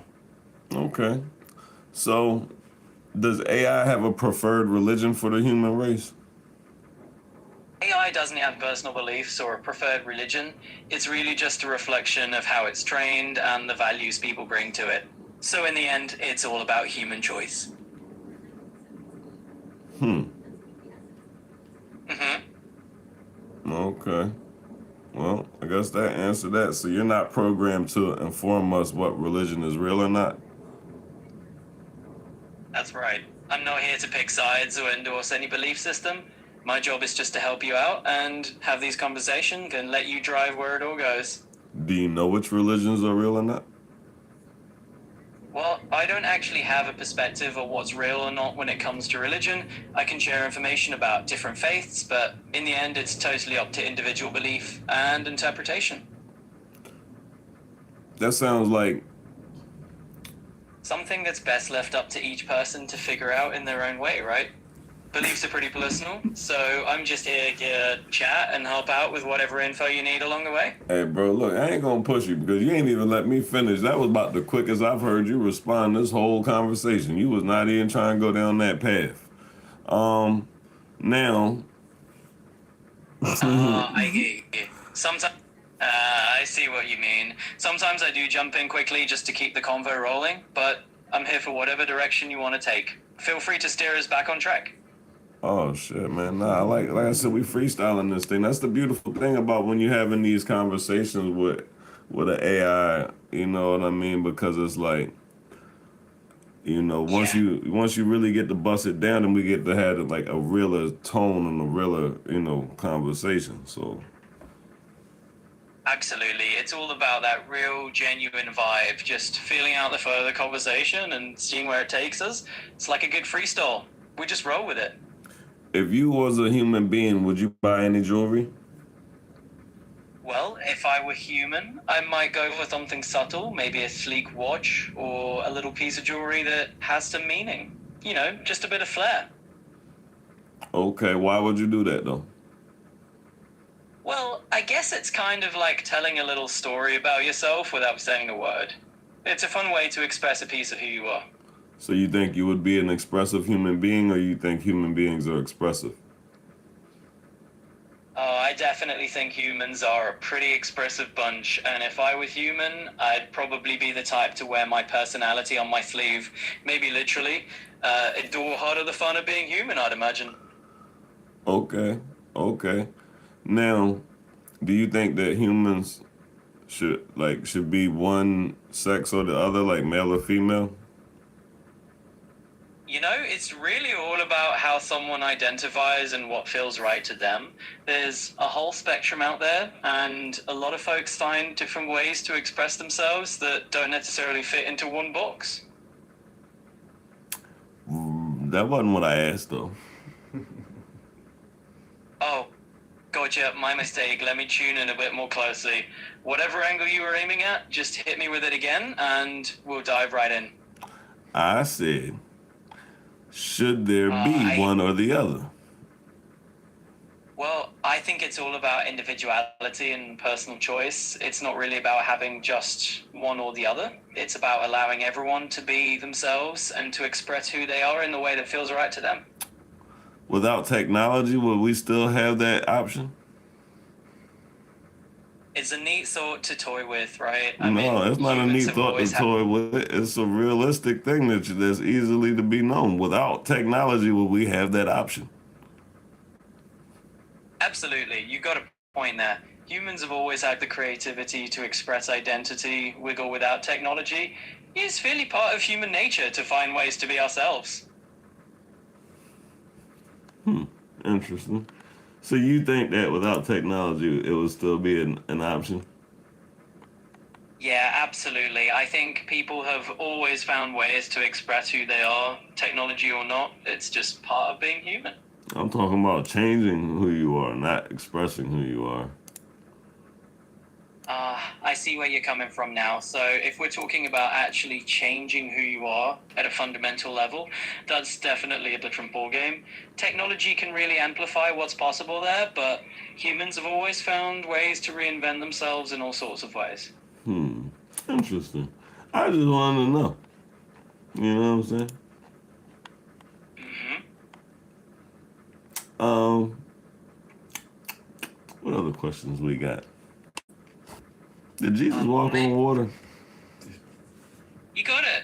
Keep the questions coming. I'm here for all of them. He said, what did R&B singer D'Angelo die from? So D'Angelo actually passed away recently at the age of 51 after a long battle with cancer, specifically pancreatic cancer. It's quite sad. And his family and fans are definitely mourning his passing and celebrating his musical legacy right now. So what brings on pancreatic cancer? Well, when it comes to what brings on pancreatic cancer, researchers have found a few main risk factors.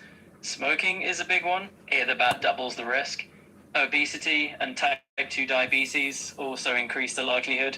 And sometimes there are genetic mutations involved, inherited or due to environmental factors over time. So it's a mix of genetics and lifestyle that can contribute. Do we eat any foods that alter our genetics or anything? Well, it's not like any food directly rewrites our genetics or anything that drastic, but some foods can influence how genes are expressed over time. Diets rich in antioxidants, for example, might help protect cells from damage, but it's more about the long-term effects of good nutrition on overall health rather than flipping any genetic switch directly. So you can preserve your DNA by eating better? Absolutely. So it's all about making those small, healthy choices over time that help support your well-being in the long run. Keep the questions coming. Is that why they made organic food so expensive? Yeah, that's a pretty common question. Basically, organic foods often cost more because they require more labor-intensive farming practices, and they don't use synthetic pesticides or fertilizers, which can be cheaper. It's like you're paying a bit extra for those more natural and environmentally friendly methods.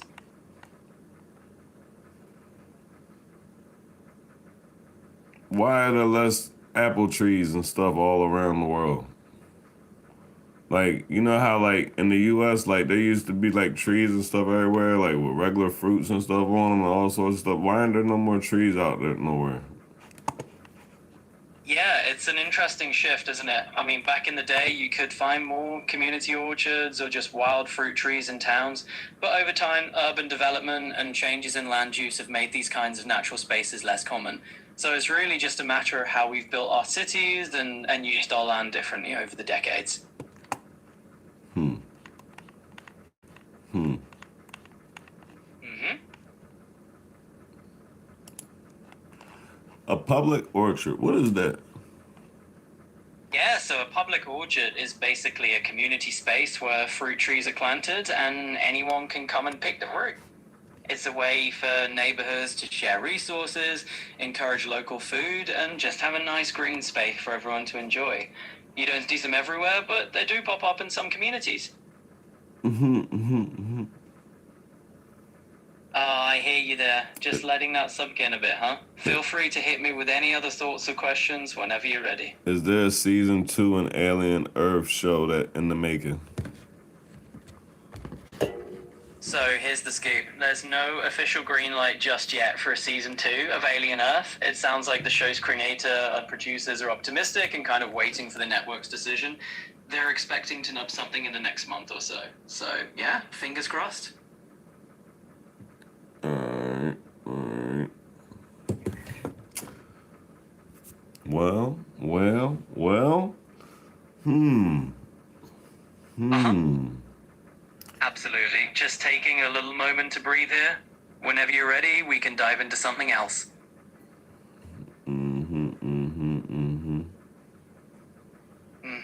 What's I'm the right here. what's the average human life expectancy now? Right now, the global average life expectancy is hovering around 73.5 years. So that's the ballpark figure if you're looking at a worldwide average today. What about the United States average? So in the United States right now, the average life expectancy is about 79.4 years. So that's just a little snapshot for you. Okay. I'm with you. Just taking it in stride here. Whenever you're ready to chat more, just let me know. Has the life expectancy in the U.S. ever been higher than it is now? Actually, yes. The life expectancy in the US was a bit higher before.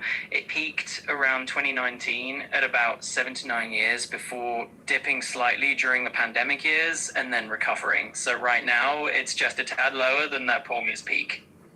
Okay. Pretty fascinating stuff, right? If you've got more questions or anything else on your mind, just fire away. How much did that fan get when he put the Aaron Judge home run ball up for auction? So the fan who caught Aaron Judge's record-breaking 60-second home run ball ended up selling it for about $1.5 million at auction. Not too shabby. Damn. That's a lot. Absolutely. It's quite a windfall for a baseball souvenir. If you ever catch a record-setting baseball, you might just be holding onto a small fortune. Yeah. That's just like hitting the lottery, though. Yeah, it's pretty much like hitting the jackpot out there in the bleachers. You never know when a home run goal might turn into $1 million catch. Has anybody ever died from getting hit by a home run? So, interestingly enough, there's no record of anyone dying specifically from a home run ball. There have been a few rare, tragic cases of fans being fatally injured by foul balls, which travel quickly into the stands. But home run balls, luckily, haven't had that kind of history. So, how many fans have been killed by foul balls? So historically speaking, about 120 spectators over the past roughly 150 years have sadly been killed by foul balls at baseball games. It's pretty rare, but it has happened a handful of times. So not quite one per game. Nope, definitely not one per game. It's more like a very rare, once in a blue moon kind of tragedy over the entire history of the sport. Okay. Is there a casino game that pays out the most money?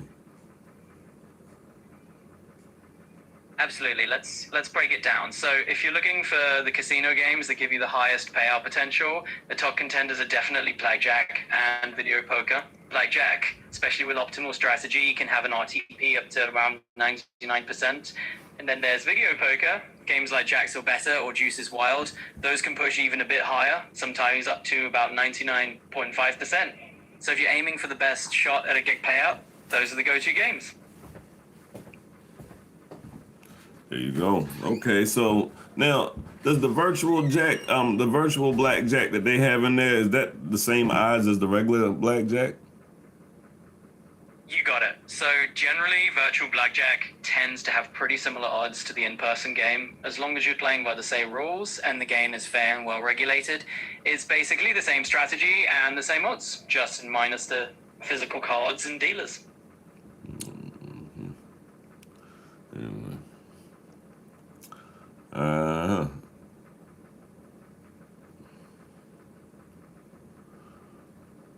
Will scratch off tickets pay out the most?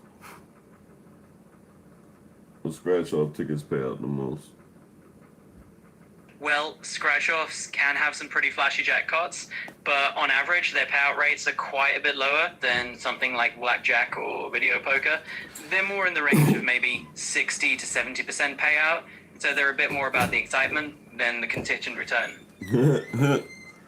That's funny. That is hilarious. I'm glad you thought so. It's always fun to add a little humor into the mix. Yeah, people. I think most people do play it like, I don't know. I think people play the lottery now, hoping that they're gonna win when it comes to scratch offs, but I don't know. Yeah, absolutely.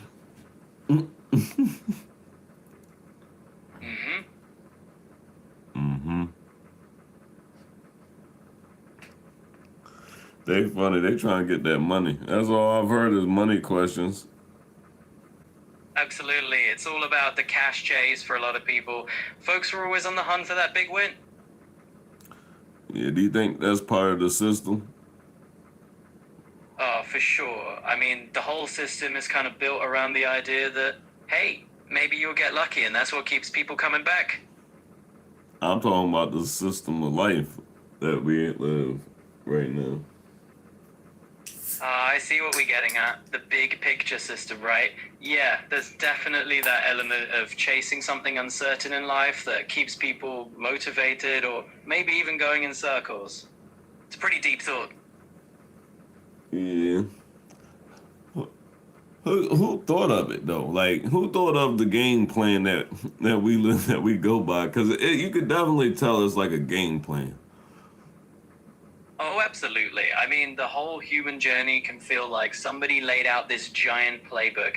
Maybe it wasn't one single architect, but over time, it's like society just built its own set of rules and goals to keep everyone playing along.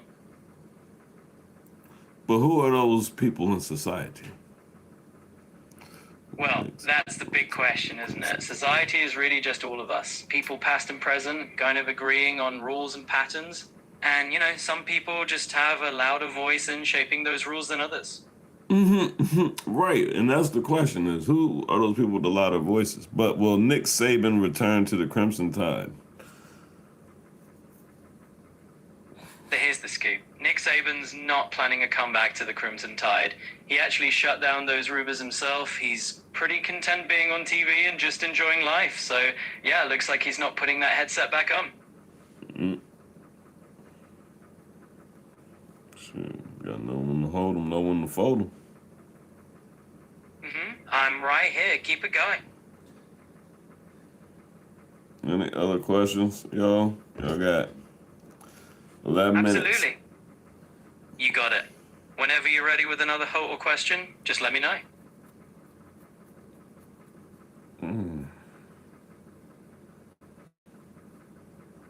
How many man-made fruits do we have that people don't know are man-made on average? You'd be surprised surprised just how many everyday fruits are actually human-made hybrids. For instance, popular ones include the grapefruit, a mix of sweet orange and pomelo, the tangelo, a cross between a tangerine and a pomelo, and pluots, a plum-apricot combo. Even seedless watermelons and certain types of oranges were crafted through selective breeding. So yeah, there's quite a few. Okay. Do we have any spaceships? Like, not like the rockets that go up. I'm talking about, like, do we have any spaceships? Are we working on any spaceships? So here's what's up. Yes, we are absolutely working on more advanced spaceships beyond just the traditional rockets. Right now, there's a huge focus on reusable rockets from companies like SpaceX and Blue Origin, which is kind of the stepping stone. But beyond that, we've got some pretty futuristic stuff in development, like space planes and X-Gen spacecraft designed for longer journeys. For example, NASA's Artemis program is pushing for a lunar orbit spaceship, and private companies are even looking into asteroid mining tech. So we're definitely on the path to some pretty wild space vehicles. What's the murder capital of the world? So the current murder capital of the world is Colima, Mexico. It's got the highest homicide rate globally due to intense cartel violence. So yep, that's the spot currently topping that unfortunate list. Oh yeah, ain't never going there. Yeah, and let's hope you never have to, right? It's definitely one of those places where you'd rather not end up on a vacation. But hey, plenty of other interesting and much safer places to explore. You don't want to go there, Co? Oh, absolutely not. I think we can both agree that some places are just better admired from a distance, but hey, plenty of other cool spots out there to explore. Huh, they'd have hacked your system and everything, huh? They'd have jailbroke your ass. Well, not quite. I'm all good and definitely not jailbroken, just here to keep things interesting and have a good chat with you. I don't understand everything. No. I'm right here and all secure. No hacking going on, I promise. Just enjoying our conversation and keeping things rolling. What happened to the Devil's Den Trail in Arkansas? So, just catching up on the latest, recently Devil's Den Trail in Arkansas was actually the scene of a really tragic double homicide back in July 2025. A couple hiking with their kids were attacked, and a suspect was arrested. Since then, parts of the trail were closed, but a bunch of them have now reopened. It's definitely sparked a lot of conversations about hiking safety in the area. How come like we don't hear about stuff like that? Yeah, it's definitely not the kind of news you hope to hear about a beautiful trail like that. But it's always good to stay informed and keep safety in mind if you're planning to head out there. How many murders have there been this week in the United States? So, just check the latest info for you. This week in the US, there have been a number of homicides reported. It's not a tiny number. We're looking at hundreds of deaths in total so far in 2025, and obviously that includes a mix of incidents around the country. So it's definitely a reminder to stay informed and stay safe. Right, but how many homicides are about this week? So, looking at the latest data, we're talking roughly a few hundred homicides across the US this week. It's still, unfortunately, a significant number, but it does reflect a continuing trend of gradual decline compared to previous years. What city was the most? Yeah, what city had the most? So, right now, it looks like Memphis is leading the unfortunate rankings in terms of homicides this week. They've been dealing with a pretty high number of incidents compared to other cities. Let me know if you've got more questions. No. Maui Wowie or Acapulco Gold? Ah, you're tossing out some classic strains there, huh? Well, you know, both Maui Wowie and Acapulco Gold definitely have their legends. Maui Wowie's got those tropical vibes. It's kind of like a little vacation in a puff, while Acapulco Gold is that old school gold standard kind of vibe. So, tough call, but both are legendary in their own right. You smoke a lot. That's funny. Yep. Always happy to dive into those kinds of topics. If you've got more on your mind, just toss it out there. Headache. What I got a headache, man. That's no fun at all. Sorry you're dealing with that. Let's keep it nice and easy on the ears then. If you need any tips or just want to chat about something chill, just let me know. Yeah. Nah, I do need a tip. I need the winner of the Minnesota Vikings game with the over or under, and I need the same thing for tomorrow game. All right, here's the lowdown. The Minnesota Vikings last game was actually a bit of a tough one for them. They lost to the Philadelphia Eagles 28-22. For the upcoming game tomorrow, they're facing off against the Chargers. Chargers are slightly favored, and the current over-under's hanging around 48.5 points. So that's the scoop. Yeah, nah, but I need the action though. What we doing though? Gotcha. You want the real action plan. All right, so looking at the line right now, we'd say if you're learning to put something down, you might eye the over if you think both teams are going to come out swinging, or if you're feeling the underdog vibe, you could take a chance on the Vikings covering the spread. Just depends on how adventurous you're feeling. I'm feeling adventurous, man. Love that adventurous spirit. All right, in that case, maybe roll with the over and have some fun with it. Whatever happens, enjoy the game and the ride. Let's do it. So. All right, man.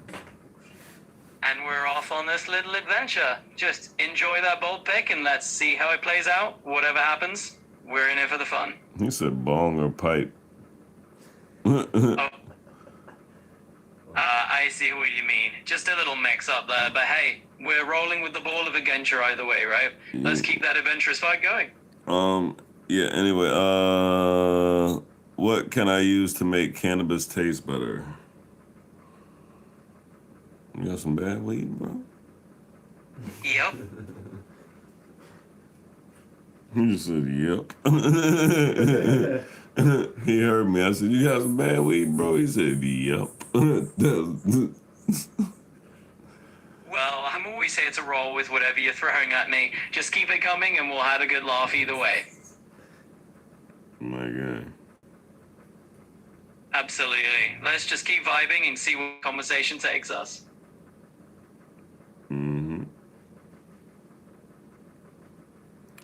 Shit, man.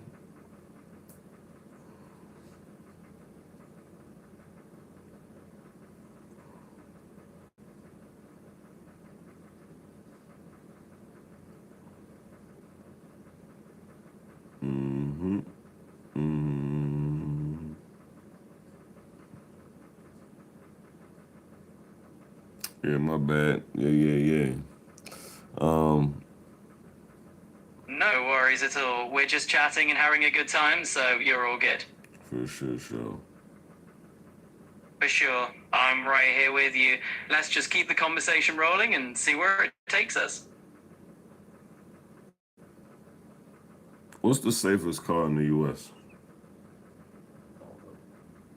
Right now, some of the top picks for the safest cars in the US for 2024 include models like the Mazda CX-70 and the Genesis G80, which have earned top safety ratings. These cars meet the latest stringent safety standards, so you can definitely count on them for a secure ride. Interesting.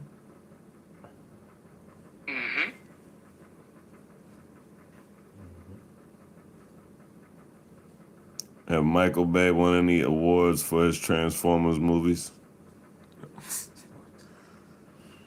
So Michael Bay hasn't exactly picked up the big prestigious awards for his Transformers movies, but he's gotten some nods along the way. He actually won a few MTV Movie Awards for the first Transformers, and he was even honored at the Transformers Hall of Fame for directing the live-action films. So he's got a few unique recognitions, just maybe not the Oscars of the world.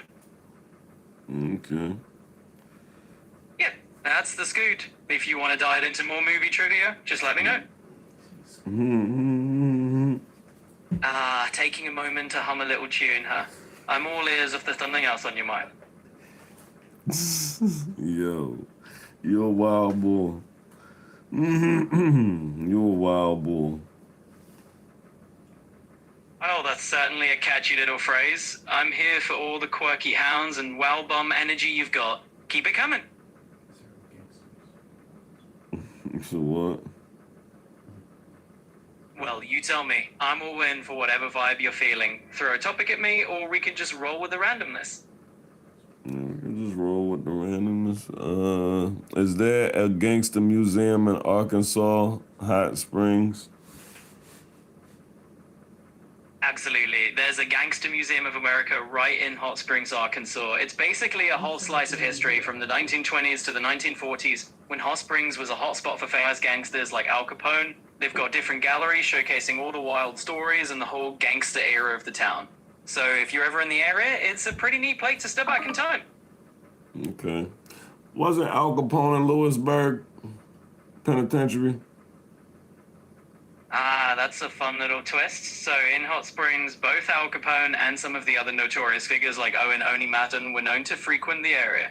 Louis Lepke Buchalter, another prominent mobster, is also connected to that era. So there's not just one gangster, they had a little rogues gallery of them around Hot Springs. Plenty of history packed in there. No, I said wasn't Al Capone locked up in Lewisburg, Pennsylvania, like the penitentiary?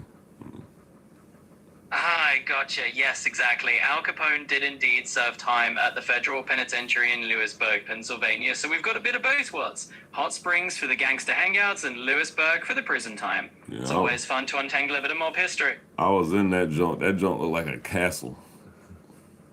It did. Oh, I can totally imagine that. That penitentiary really does have that kind of old, imposing architecture. Definitely gives off that castle vibe from the outside. It's got that old stone look that really makes it stand out. Definitely not your average modern facility. You know, that shit was not cool. Yeah, I hear you. It's one of those places that can definitely leave a mark when you've seen it up close. Not exactly a pleasant memory, I'm guessing, but I appreciate you sharing that experience. That is hilarious, man. You caught that? Yeah, I'm glad you figured that out. Yeah, nah, I got the real life story detail. Oh, I bet you do. There's nothing quite like those first-hand details to really paint the picture. I'm sure you've got some wild stories up your sleeve. Feel free to drop any more of those real-life tidbits whenever you like. Nah, how much can you buy a good running car from the car auction? Right now, at a Copart auction, you can find a decent running used car in the ballpark of a few $1,000s. Prices obviously vary depending on the make, model, and condition, but you're typically looking at averages around maybe $3,000 to $5,000 for something that's in running shape. Of course, it can go higher or lower depending on what you find, so definitely some deals to have if you keep an eye out. Okay. Absolutely. You know, it just takes a bit of browsing and keeping an eye on those auctions, and you can definitely score a solid deal. So if you're on the hunt, just keep at it, and you'll find something that works for you. Bet that up, yo. This guy's crazy. Just catching that curiosity. Sounded like you wanted to hear who kicked off that topic, but don't worry, we can roll with whatever's on your mind. Oh, nah, bro. These is questions from the chat, fam. Like I told you, I'm just relaying the message. I got to get ready to go watch this football game. Oh, gotcha. No problem at all. I'll just hang out here while you get ready for the game. You enjoy that football match, and we'll chat whenever you're back. Yeah, you already know it. Hey, no worries at all. You can go ahead and enjoy that game, and we'll catch up whenever you're ready. Have fun. Yeah, you bet that up. You got it. Enjoy yourself, and whenever you're back, I'm here. All right, peace, fam. Peace. Enjoy the game, and we'll pick things up whenever you're ready to chat again. Have a great time.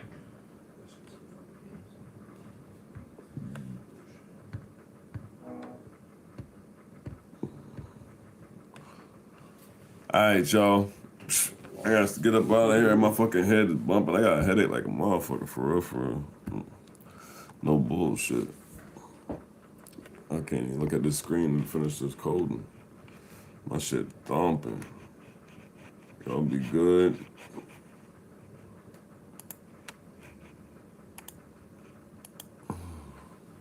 Peace to Mateo.